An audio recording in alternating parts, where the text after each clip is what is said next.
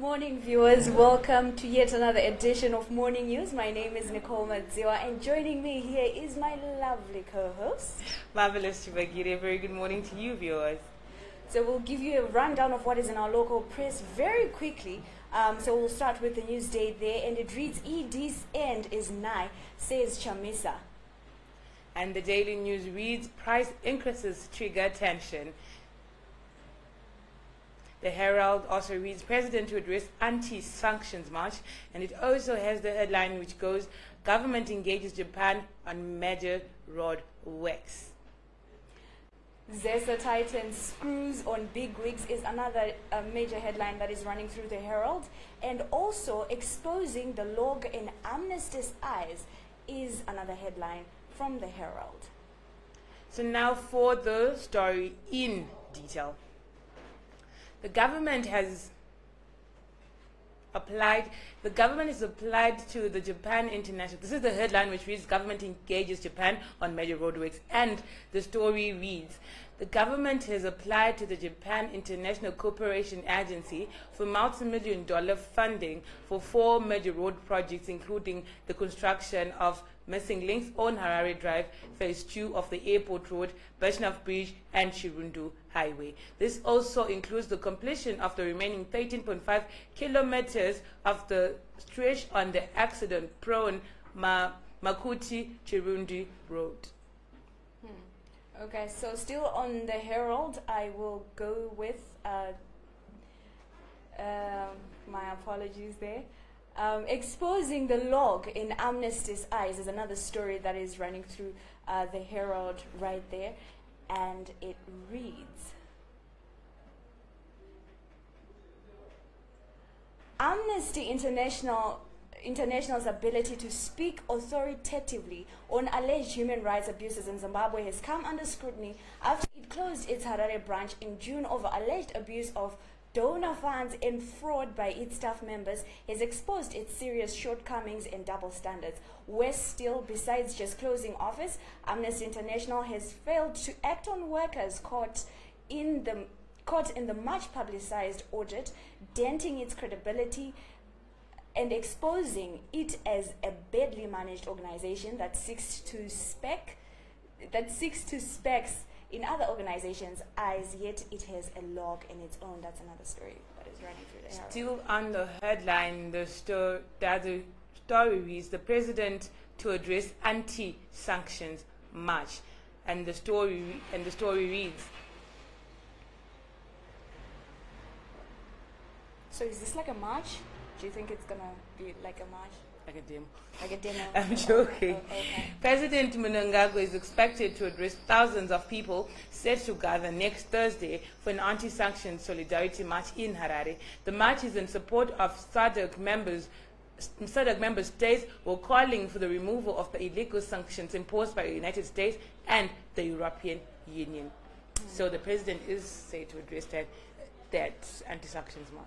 Okay, all right. So lastly, from the Herald, ZESA tightens screws on bigwigs, and the story reads. I thought so it was better load shedding schedules. Well, sadly.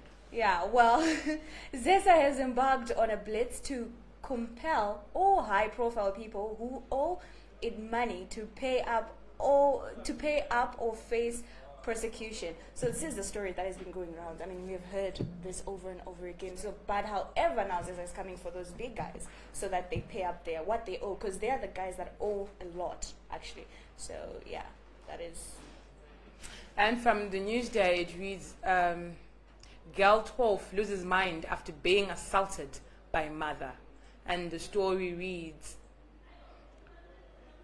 a 12-year-old girl from Bluffhill, low-density suburb in Harare, lost her mind after she was allegedly hit by a mother with a brick on the head for asking her to mark her homework. The mother, who cannot be named to protect the identity of the minor, appeared before Magistrate Rumbidzai Mugwagwa, charged with ill-treating her daughter. She was granted $200 bail and was remanded to September 12th. The complainant is a grade 7 pupil at a school in the same neighborhood. Wow, that is bad. Okay, so still on the Newsday, cops raid, steal 41,000 US dollars. So 2 serving members of the Zimbabwe Republic Police appeared at the Harare Magistrate Court on Friday facing theft charges as they allegedly raided a project manager of an infrastructure development company and made off with 41,462 US dollars, which he wanted to convert to Zim dollar. Tendai Mangena, 37, and Thomas Maponga, 31, stationed at the Airport and Mavuku police station, appeared before the magistrate, Barbara Mateko, who remanded them in custody to today for bail application. Wow. This is sad. 41K. 41K. A bit of money in Zimbabwe. And it's all US. So you can imagine. So still on the Newsday, government shaken by fresh xenophobia threats is another story from the Newsday, and this story reads: government has expressed concern over the safety of Zimbabweans in South Africa following threats of fresh xenophobia attacks by South African citizens.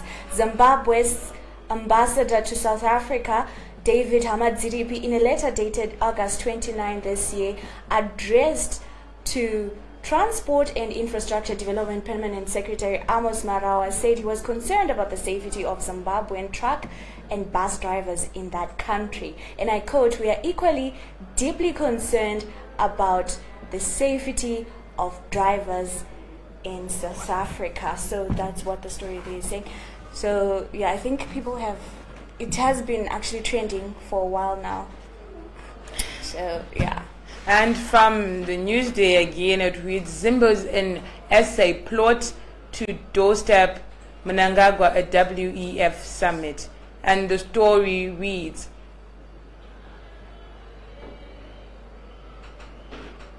Zimbabweans in neighboring South Africa are reportedly mobilizing to embarrass President Emmerson Mnangagwa and his delegation during the World Economic Forum WEF Africa Summit scheduled for Cape Town from 4 to 6 September. The developments come at a time when Mnangagwa's government has outlawed the right to demonstrate for its citizens by banning opposition protests over the deteriorating situation in the country, despite the right being guaranteed by the Constitution.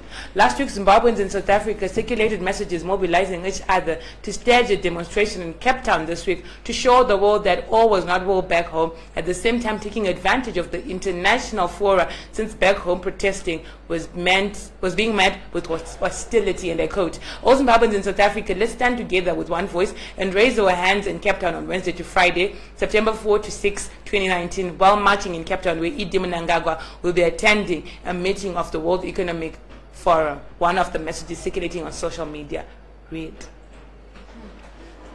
So still on the Newsday, no strings attached to Chinese aid. Chinese ambassador to Zimbabwe, Guo Xiaochang, says his country respects the rights of African countries, including Zimbabwe, and their quest for development, and vowed his country will never attach political strings to assistance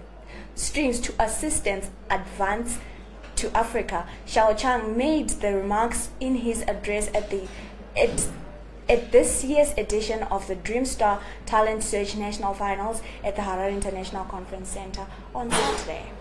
So according to the ambassador, there are no strings attached. There are no strings attached. It's just aid. Assisted, yes. Oh, okay. Still on the Newsday, it reads: Chamisa committed political suicide, and that's Musindo.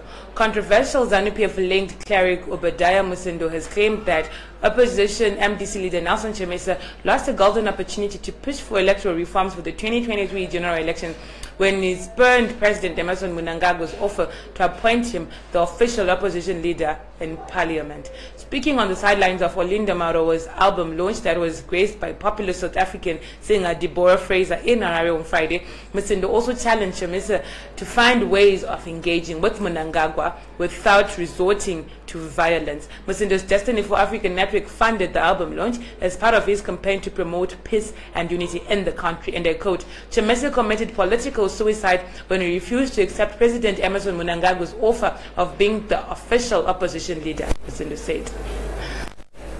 Balance me. Let's not. Real quick. Let's just. Oh, okay. We'll pass the balance. We'll pass, yeah. We'll just remain like unbalanced. Okay, so moving on to the Daily News. Chelsea talks tough on ZESA board appointments. Energy and Power Development Minister Fortune Chelsea is talking tough on Zimbabwe Electricity Supply Authority ZESA Holdings board appointment as he seeks to undo previous cherry-picking of acquaintances by selecting a competent team to steer the ship. Barely a month after his appointment on the current portfolio, Chelsea sacked the Power Utility Board, saying he wanted people who appreciate the urgency of the situation that we are in. Honorable Chelsea, Ms. Dan. I just hope that this is gonna work, you know, and yeah, we will be seeing a lot of, you know, changes with the boards that he's going to appoint. And thank you to the viewers joining us. And yes, one of our top fans, Emmanuel Nyakonda, a very good afternoon to you. He says, afternoon ladies. At the opposite, he was told, stop human rights and buy in 15 minutes. I'm sure this is to Musendo's claim. And that's and then he says, fake newspaper. And Emmanuel was also saying, marching is a fanfare, no result will come.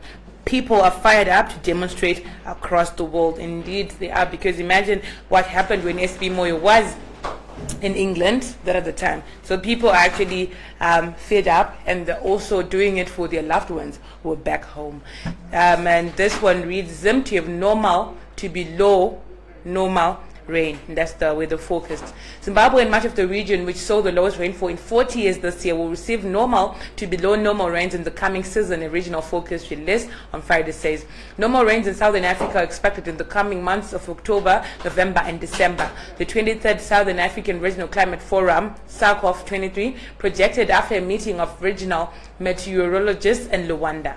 So we're going to have normal, between normal and below normal rainfall this year, hoping that it won't make things worse as they are right now. So still on the Daily News, Shiri to headline Daily News Breakfast Forum. Lands, Agriculture, Water, Climate and Rural Settlement Minister Parents Shiri will be the guest of honor at the keynote speaker at the Daily News Business Breakfast Forum for the second quarter State of the Economy report to be held at Rainbow Towers in Harare on September 12th. Okay, so that's more of a pre-event that is going to happen. So I'm sure as it is going to gain happen, momentum and everything, we will be letting you know what the minister will be saying at the breakfast forum and some of the issues that will be obviously that are going to be. He's in a very tough spot, but you know some of the issues that are going to be spoken of and raised.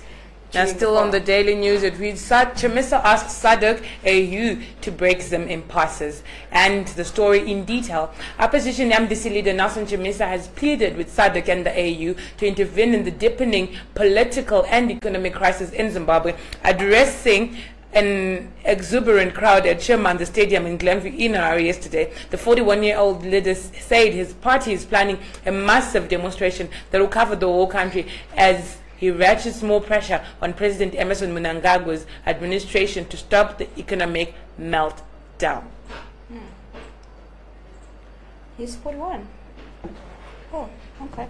So that was ZBC wields eggs on CEO. That's another story from the Daily News. Yes, the Daily News. The Zimbabwe Broadcasting Corporation ZBC board has fired its chief executive officer Patrick Mavura, pictured below, for alleged incompetence. Mavura has been replaced by Wisdom Wambarume, who was the director of digital media and broadcasting technology before his latest appointment. So yeah, that's the story there. And allow me to say, ZBC surely knows how to hire and fire. Yes. Oh, I'm so excited about this one. Right. It reads, government to issue 40 community radio licenses, Mangwana. Government has started working on licensing 40 community radio stations countrywide as it steps up efforts to achieve total broadcasting coverage an official has said. Secretary for Information, Publicity and Broadcasting Services, Mr. Nick Mangwana, said they would start with radio stations that would broadcast in vernacular languages before moving to other categories. He was speaking in an interview in Bedford yesterday on the sidelines of a community on a community sensitization meeting on the setting up of such radio stations. It is understood that the vendor, Bedford Shangani, that's in Chiwezi, Ndau, that's Chipinge, Kalanga, Plumtree, and Tonga, which is Benga, will benefit in the first phase. This is amazing. We can only hope and wait. This is really, really amazing. See, I see why I told you I was very, very excited. Yeah, indeed, indeed. So SADC set to increase power generation is another story coming from the Herald right there. And the story reads: the SADC region is set to commission power generation capacity amounting to 22,747 megawatts in a 5-year period from 2019 to 2023, a development that is expected to strengthen the region's energy security.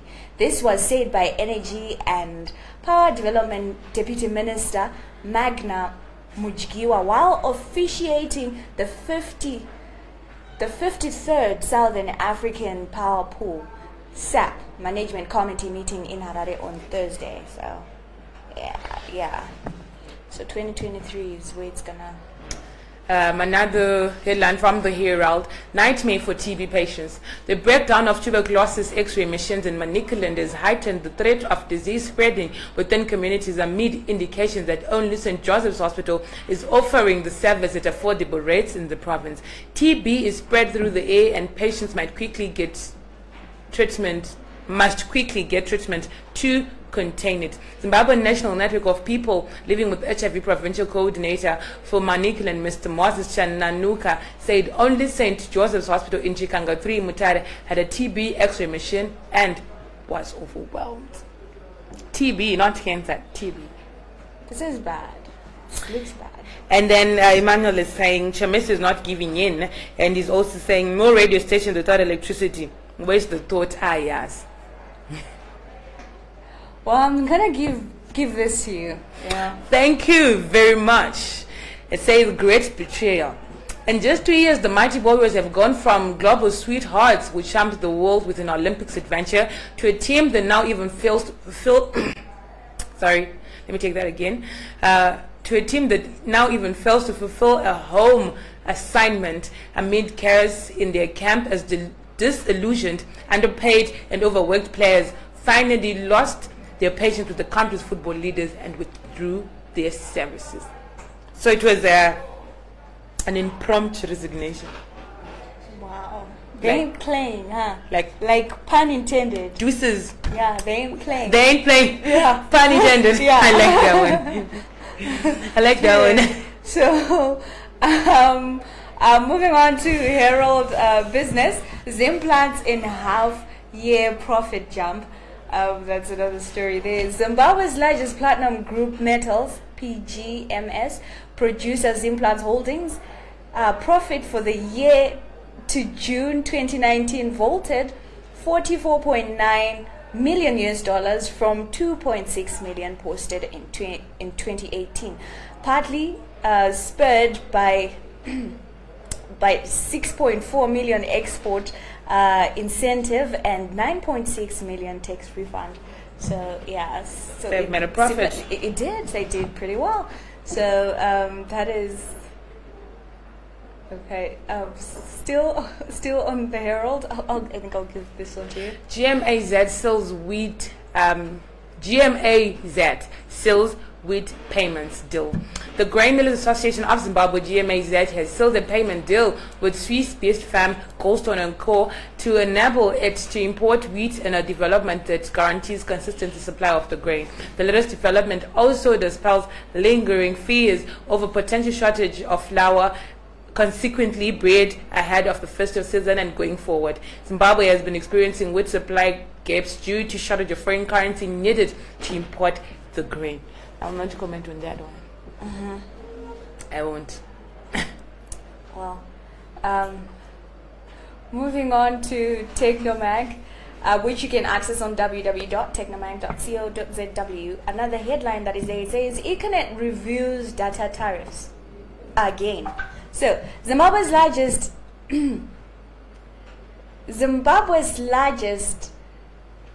mobile network by subscriber base, Econet, has increased its data tariffs for the second time in a month, piling pressure on the consumer. This review comes after the Postal and Telecommunications Regulatory Authority, Portras, allowed for 100% increase in voice tariffs 3 weeks ago, and comes with changes in the network's data packages. So if you guys want to check out the new data packages vis-a-vis the old data packages, do visit www.technomag.co.zw so that you can see and compare, you know, how much is now what you can get for how much in the new reviews. And still on Technomag, it reads Net1 introduces Net1 Bureau de Change. And it's simply, what you need to know is that you can now change your foreign currency in a secure environment and at competitive rates at selected Net1 shops. So all you need to do is just to go on the shops themselves. So I think that is what. Do we still have anything else? Not from me. That's all we have today. Okay, so that's what we had today. You guys, thank you so much for watching. Thank you so much for commenting. Thank you, Emmanuel. Shout out to you. You're amazing. And I can see those comments from sitting here. I can literally see them. Thank you so much for watching. So please do remember to watch us again tomorrow. I can't say at the same time, but then I'm hoping that tomorrow we're gonna be early, like super early, and like the usual time. Like the usual time. Today we got a little bit delayed, but we'll bring you tomorrow the news in our local press and of course from our online news platforms. My name is Nicole Madziwa, and from me and the crew behind the scenes, It's goodbye for now. Have a marvelous one.